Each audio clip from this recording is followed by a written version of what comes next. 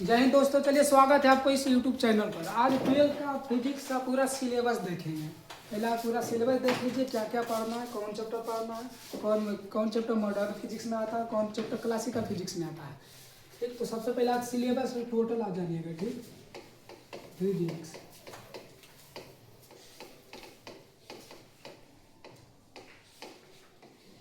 आपका 12th physics में दो बुक पढ़ने का रहेगा। बुक 1 रहेगा, बुक 2 रहेगा। कुछ पार्ट वो बुक 1 में रहेगा, कुछ पार्ट बुक 2 में।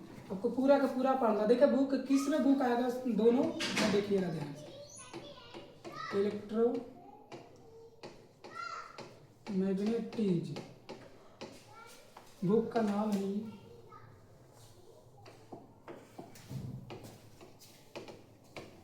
विद्युत चुंबकत्व। ये 2 पार्ट में बटा रहेगा। इलेक्ट्रोस्टैटिक्स, हिंदी बोलेगा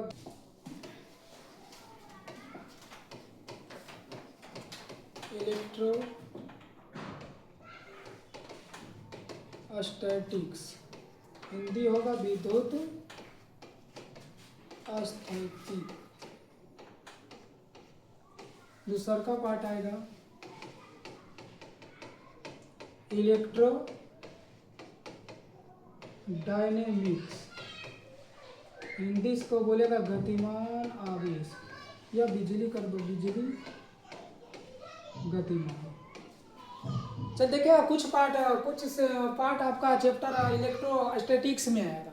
देखिए कौन कौन आएगा, जितना भी पढ़ें, जितना भी लिखेंगे सब आएगा क्लासिकल फिजिक्स में। इसमें क्लासिकल फिजिक्स,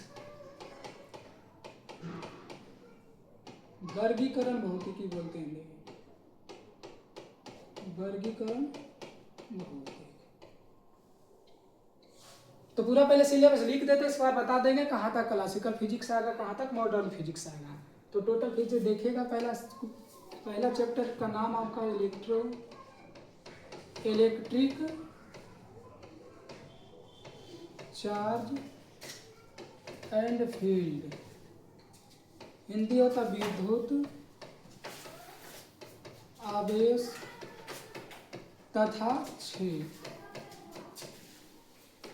दूसरा का है पोटेंशियल एंड पोटेंशियल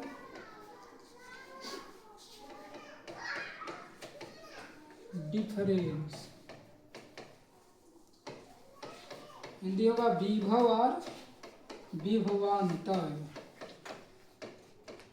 ये दोनों चैप्टर आपका इलेक्ट्रोस्टैटिक्स में आएगा। यहाँ तक आपका आवेश रुका हुआ रहेगा, आवेश चलना आरंभ करेगा, जिससे आ जाएगा इलेक्ट्रो डायनेमिक्स में। आपका तीसरा चैप्टर से यहाँ से स्टार्ट होगा। तीसरा चैप्टर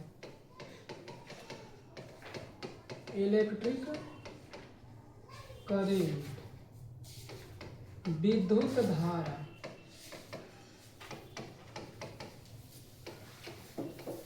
चौथा चैप्टर आपका मूविंग चार्ज एंड मैग्नेटिज,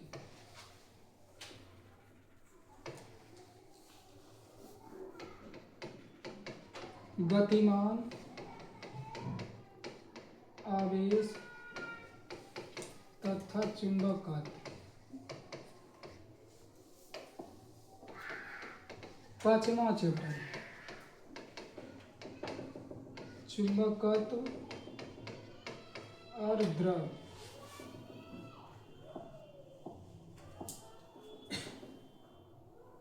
पहले इसे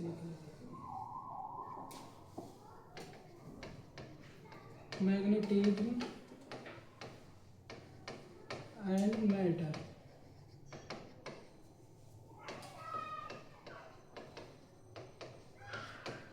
चुंबकत्व और द्रव। छठा चैप्टर देखिएगा इलेक्ट्रो मैग्नेटिज्म एंड इंडक्शन।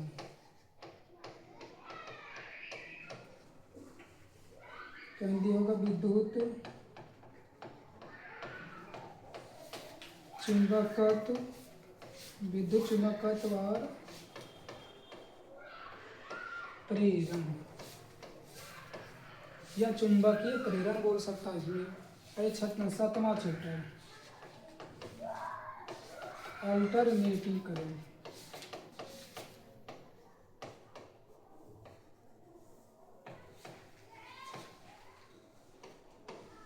प्रत्यावर्ती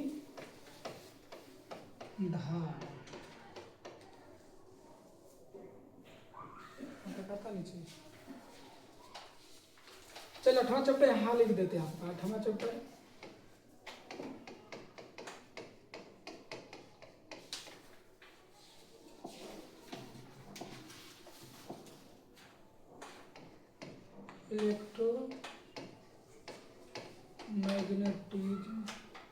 इलेक्ट्रोमैग्नेटिक वेव,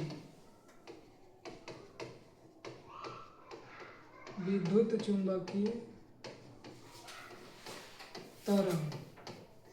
8वां चैप्टर यहाँ तक आपका बुक 1 में आएगा। बुक में 2 में जैसे आइएगा, बुक में 2 में जैसे आएगा जैसे आपका 9वां चैप्टर से स्टार्ट हो जाएगा। 9वां चैप्टर से आपका बुक कोई इधर जगह का थोड़ा प्रॉब्लम है, यहाँ तक आप थोड़ा सा स्क्रीनशॉट कर लीजिए।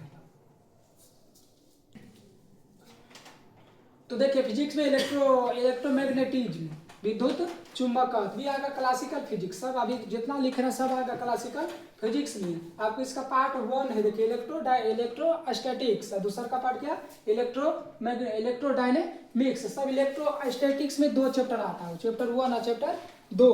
पहला देखिए इलेक्ट्रिक चार्ज एंड फील्ड, विद्युत आवेश तथा क्या क्षेत्र। दूसरा का chapter potential and potential difference, विभव और विभवांतर। जैसे तीसरा चैप्टर में आएंगे तो तीसरा चैप्टर से हो जाता है इलेक्ट्रोडायनेमिक्स में आ जाता है, वहां से आवेश आपका चलना आरंभ करेगा, आपका वहां बिजली उत्पन्न होगी, यहाँ तक आपका आवेश क्या होगा, रुका हुआ रहेगा। जैसे तीसरा चैप्टर में आएंगे, तीसरा चैप्टर पढ़ेगा आपका इलेक्ट्रिक करंट, विद्युत धारा, 10वां में इस समय पढ़े हैं। चौथा चैप्टर है मूविंग चार्ज एंड मैग्नेटिज्म, गतिमान आवेश तथा चुंबकत्व। 5वां मैग्नेटिज्म एंड मैटर, चुंबकीय द्रव बोलेंगे या चुंबकत्व और द्रव। छठा क्या, इलेक्ट्रोमैग्नेटिज्म एंड इंडक्शन, ये तो विद्युत चुंबकत्व और प्रेरण या विद्युत चुंबकीय प्रेरण भी बोलेंगे उसको, ठीक। अब अल्टरनेटिंग करंट, इसको हिंदी बोलते प्रत्यावर्ती धारा। फिर 8वां चैप्टर देते हैं इलेक्ट्रोमैग्नेटिक और वेव, विद्युत चुंबकीय तरंग, इसको शॉर्ट में सूचित करते हैं EMW, शॉर्ट में सूचित करते हैं उसको, ठीक। यहाँ तक अभी सब में आएगा क्लासिकल फिजिक्स। अब देखिए आप 9वां चैप्टर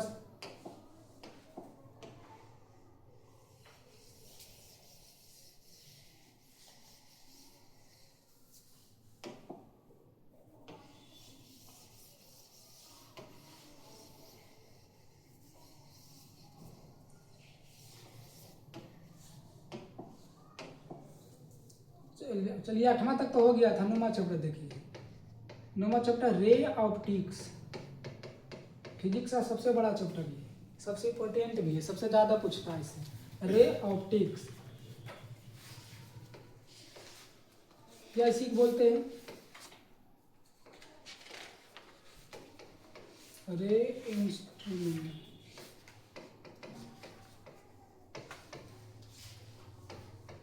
रे ऑप्टिक्स या रे इंस्ट्रूमेंट, तरंग प्रकाशिकी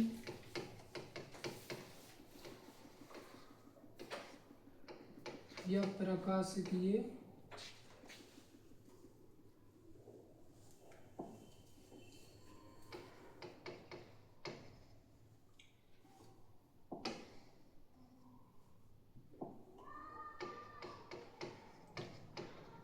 प्रकाशीय यंत्र, प्रकाशीय हो तो देख लीजिए थोड़ा,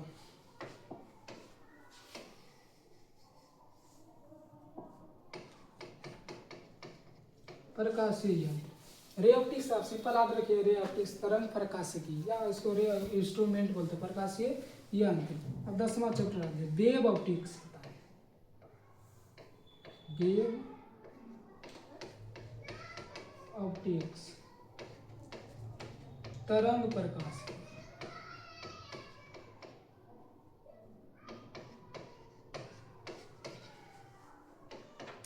11वां चैप्टर।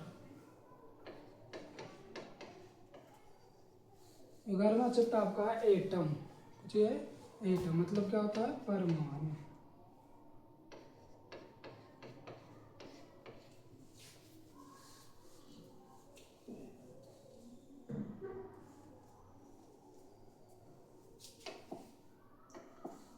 सॉरी यहाँ दूसरा रखा है।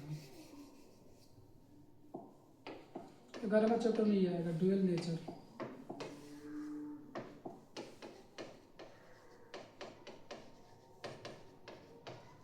ड्यूअल नेचर ऑफ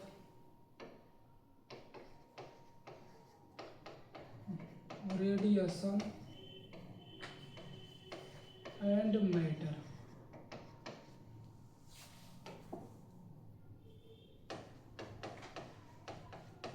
विकिरण तथा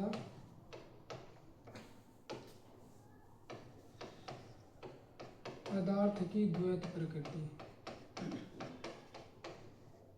11वां चैप्टर भी आएगा एटम, बाद में 12वां चैप्टर आएगा वो एटम मतलब परमाणु। फिर चौथा तीसरा 13वां चैप्टर में न्यूक्लियस, न्यूक्लियर नाभिक।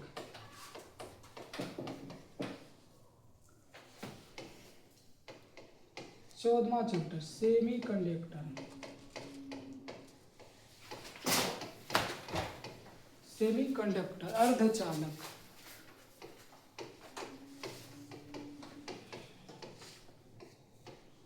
लास्ट चैप्टर पढ़े थे आपका संचार प्रणाली मतलब सिस्टम कॉम्बिनेशन।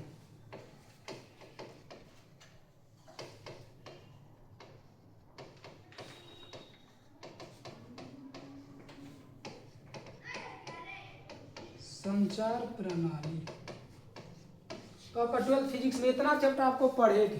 ठीक, वहाँ तक हो गया था। 9वां चैप्टर है रे ऑप्टिक्स या रे इंस्ट्रूमेंट बोलेगा इसको, प्रकाशीय तरंग प्रकाशीय, सॉरी यहाँ प्रकाश हो।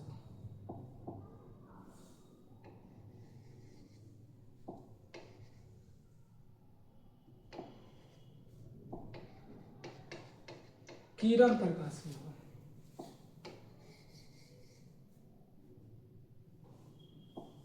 ठीक है, प्रकाशीय यंत्र। चलिए, तो 9वां chapter ray optics and ray instrument. तो 10वां चैप्टर आपका वेव ऑप्टिक्स तरंग प्रकाशिकी। 11वां chapter dual nature of radiation and matter, Hindi विकिरण तथा पदार्थ की द्वैत प्रकृति। 12वां चैप्टर आपका पढ़ेगा एटम, क्या परमाणु। फिर आपका 13वां चैप्टर न्यूक्लियर नाभिक। फिर सेमी कंडक्टर, ये भी चैप्टर बहुत महत्वपूर्ण है, इसको भी पढ़ना बहुत जरूरी है। और सेमी कंडक्टर्स का हिंदी क्या है, अर्धचालक। 15वां चैप्टर आपका सिस्टम कॉम्बिनेशन तो संचार प्रणाली। अब यहाँ तक देखिएगा क्लासिकल फिजिक्स में कहाँ तक आ रहा था, 8वां चैप्टर नंबर 10वां तक, यहाँ तक आपका क्लासिकल फिजिक्स में आएगा। जैसे आप 11वां चैप्टर में आ जाते हैं, कहाँ 11वां चैप्टर में जिससे आएंगे वहाँ आएगा मॉडर्न फिजिक्स। कौन, मॉडर्न फिजिक्स में आ जाएगा यहाँ से 11वां चैप्टर के बाद से। आधुनिक भौतिक, आधुनिक भौतिक। तो आपका पूरा चैप्टर का नाम लिख दिया, आप पूरा चैप्टर लिख लीजिए। फिर आपका chapter by chapter class next video से चलेगा। ठीक, तो यहाँ तक आप स्क्रीनशॉट ले लीजिए, लिख लीजिएगा।